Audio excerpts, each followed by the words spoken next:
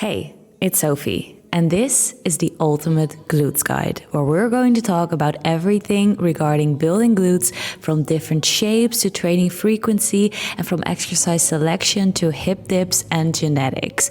Grab a snack, because we are in for a ride.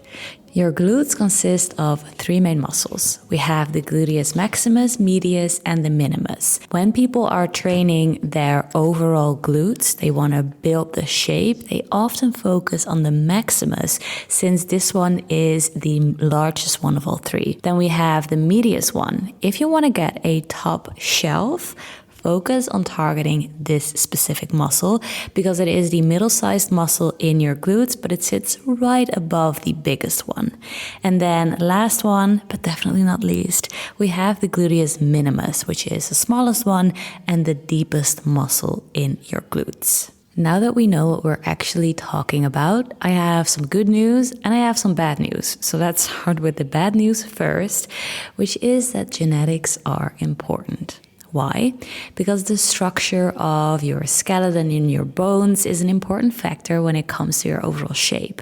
For example, if you have a wide rib cage, you are likely to also have broad shoulders. However, and here comes the good news, there are also other factors that influence the shape of your physique, or more specifically in this case, your glutes. Those are, for example, your muscle mass, but also your body fat. And those can be influenced by training. But as you know, it is always you versus yourself. You are your own competition. So even though you may not be able to change your genetics, you can still become the best version of yourself. So don't dwell on what you can't change, but focus on what you can change. So let's talk about glute shapes and hip dips, because often you hear that there are four main shapes, which it's a generalization, obviously, but just to show you that there are indeed different glutes out there. So we have square glutes, heart, V-shape, and round. The shapes are determined by the shape of your pelvic bone, your fat distribution, but also where your glute muscles attach to your pelvic bones. It's also the reason why some people have hip dips and some don't. Hip dips are a normal variation of the human body, and having them is a reflection of your skeletal anatomy rather than your fitness level or health. They're just a natural part of your body structure. They are determined by your genetics again, but also the way that your pelvic is shaped, as well as how your thigh bones are set. So some people have them, some people don't. And it doesn't mean that you can necessarily train this away.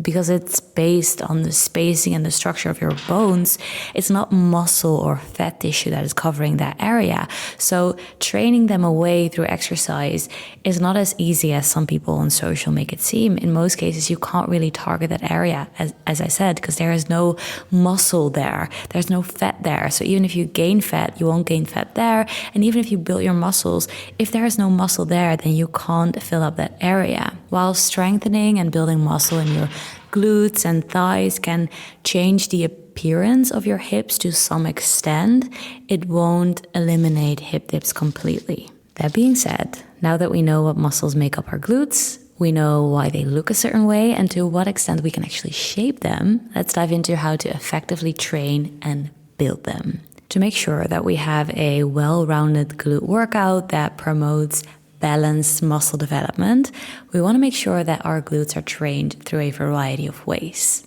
For example, it can be beneficial to include exercises that are the hardest when the glutes are at the shortened position, which means the peak engagement occurs at the top of the exercise, for example, with a hip thrust or a bridge.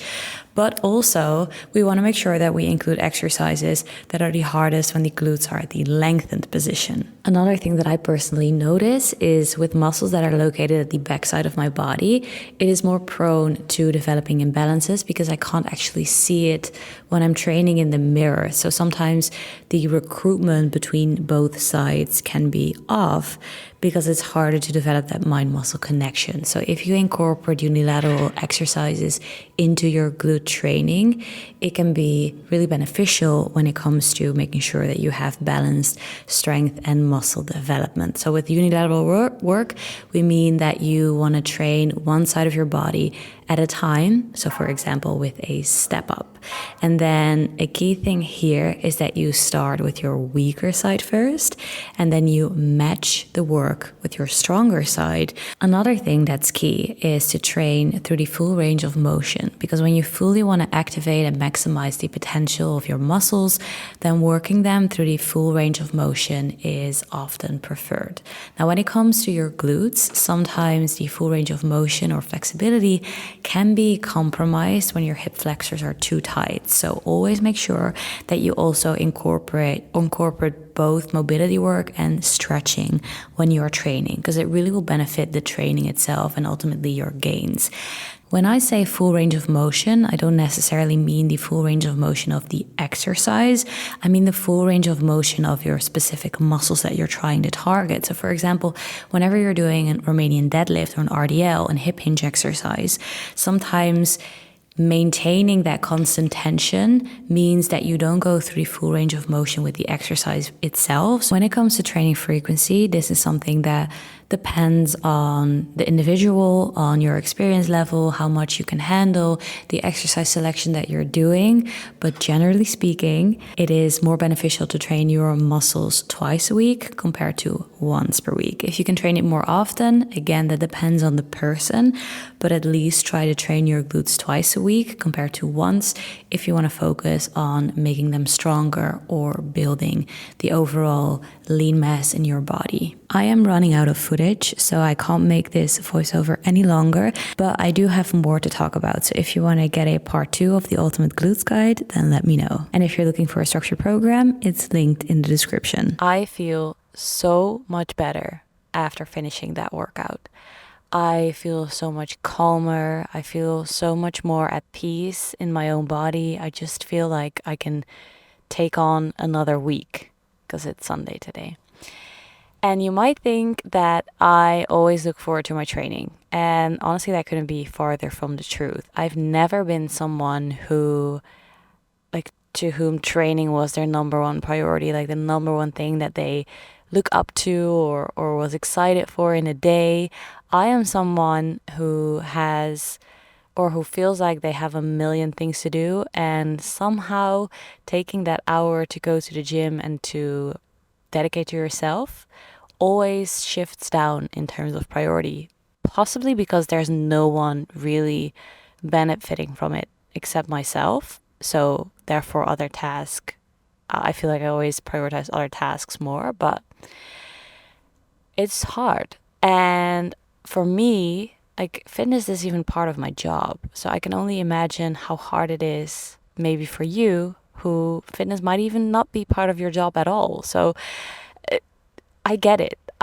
But if there's one thing that I could explain or could show you or could make you feel, it is this exact feeling. Like this feeling that I have after training. It's comparable to a runner's high, but you just feel at peace in your body. And honestly, if I have 100 problems, then taking that 1 hour out of my day to go train usually solves 95 of them.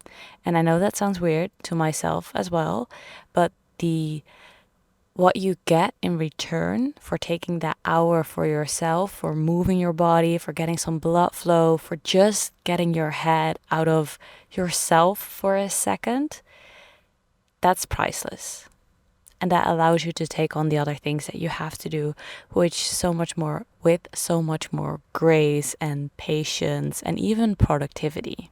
Working out makes me feel better. It makes me more creative. It makes me calmer. It makes me sleep better. It makes me stronger. It makes me feel great. It makes me more confident. It's just one of the best things that you can do for yourself. And I know I said it a million times before, but even though I love training my glutes, growing my glutes, doing my hourglass program, working out is so much more than just building a physique. It's fun, it's a challenge, but honestly, the true benefit of training is so much more. It's not even about changing your physique, it's about who you become in the process. But you have to realize that your mind forever has to be stronger than your feelings, because you will not feel like going, even though you know that you'll feel better after. You will just not feel like pushing yourself. You'll feel too tired. You'll feel lazy. You'll feel like you want to do a million other things. But pushing yourself and not listening to that feeling will make you feel so much better in the end. And that was my little rant for today. That's what I wanted to say. Feeling great. Let's have a good start of the next week, and I'll hopefully see you in my next video. Bye, guys.